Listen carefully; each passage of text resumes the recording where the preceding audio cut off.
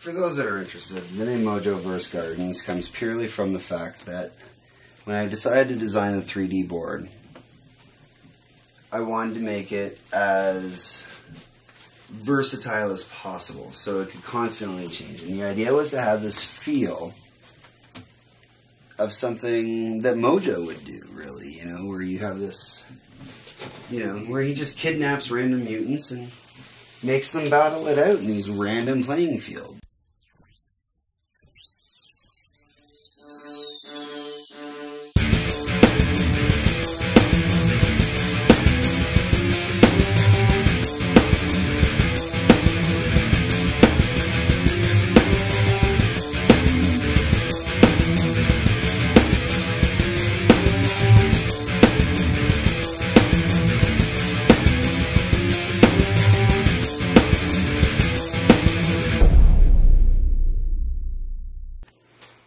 Okay, so what you see here is you see parts that are left over from the original design of the Mojoverse Gardens, along with some other clicks that demonstrate the size of the board.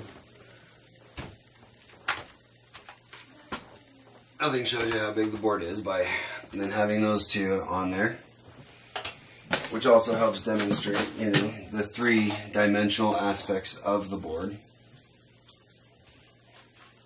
If you want to know how I created the original board, watch the video with the link below. It'll show you. But if you want to see how I'm going to use my knowledge from creating the last board to create the new board, keep watching, because I'm going to use the old pieces to recycle to build the new board.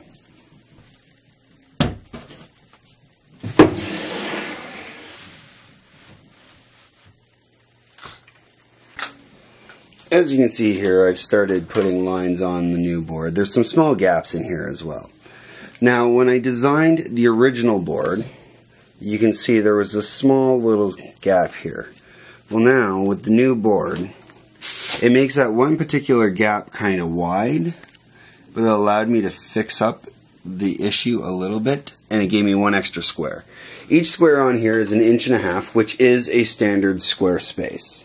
I mark them all out, you know, obviously there's slight little variations, dips, mistakes, boo-boos, stuff like that. But each one is 1.5 inches. That one there, because these boards were scrap boards that we had around, so I just used them. That's all it is, recycling. But because I was recycling these boards, they just ended up interesting in the way they were designed. And like I said, doing this new board allowed me to kind of fix that, because this one would have had the same problem.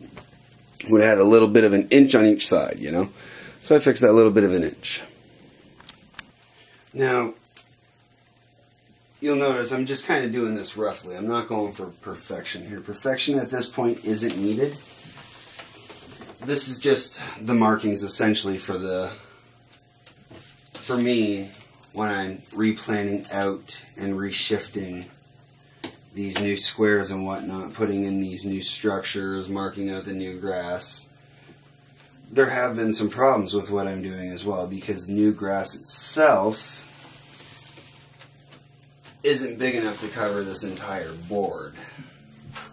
No, not new grass, it's actually the leftovers from the last time I bought grass, because I bought a lot of grass last time not knowing how much I was going to need. Didn't use anywhere near as much as I was going to need. Ended up with a good chunk left over, but the good chunk I have left over is not enough to cover this entire board. I also learned from the last time I did this that putting in water, using the water glue stuff, uses way too much of the water, or way too much of the water effects glue. It's crazy.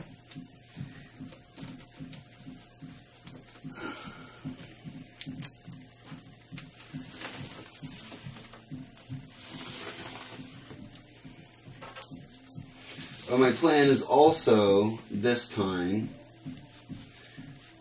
to augment this one so different pieces can be applied to it at different points to create different effects instead.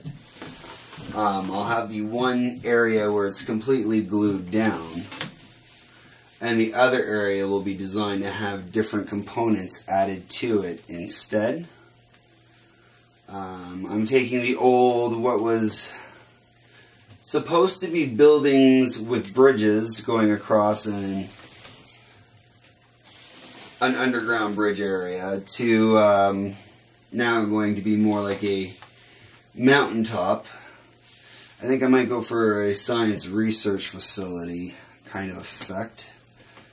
Might look really cool. I'll paint a helicopter landing pad on the top of the one platform and put other shit on the other one, you know, build some 3D objects, you know, some radar, satellite dishes, you know, all that kind of fun stuff. But a bigger scope, you know, destroyable stuff. Now, as you can see, and like I said, the grass just isn't quite big enough. So my plan was to take the original building structures and whatnot, yank them apart, and have them fill in the difference. Because they're about the right size to do so, give or take. Some adjustments need to be made. Actually, I think my plan was actually to run this over in this corner so it fills in that little overlay there nicely.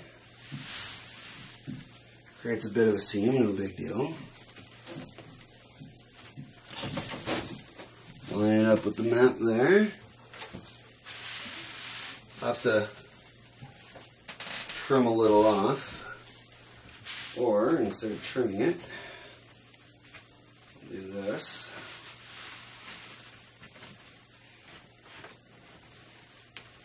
There we go. It's not perfect, but I'm not gluing it down at the moment, so it doesn't need to be perfect. It just needs to work for demonstration purposes. And then, take this like so. I believe it was put it like this.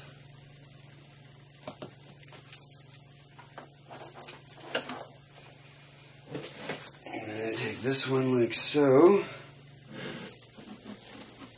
Put it up against the other one.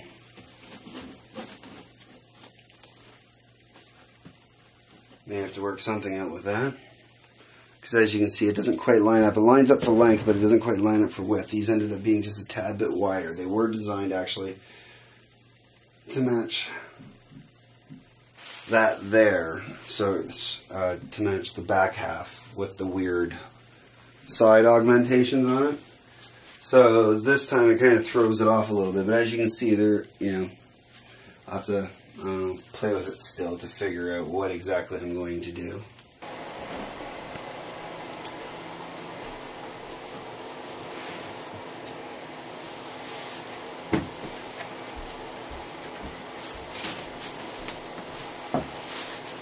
Good old-fashioned plain white glue. That's it, man.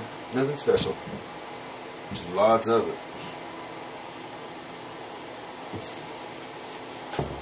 Recommend having something to spread it around with. You're just going to want to spread it around. I'm just going to use a little piece here. I used a paintbrush when I did the original map. You use lots of it. Don't be afraid to put uber goober amounts on. After all, you know, you want it to stick, right?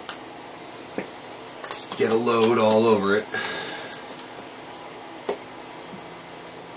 I think I used about a whole bottle, give or take. Try not to make too much of a mess. Do this in an area of your house where you can afford to make a mess.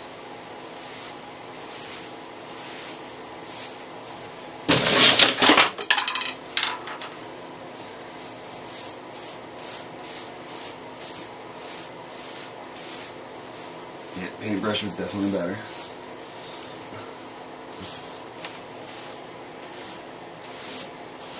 Definitely get the edges. The edge is the important part.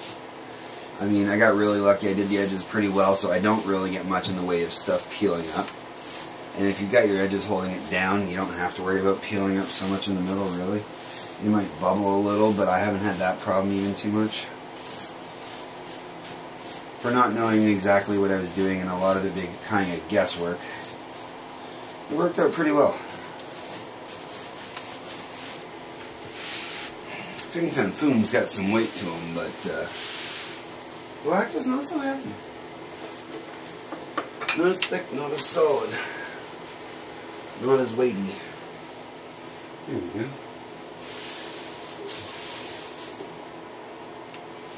And then we just wait for that to dry.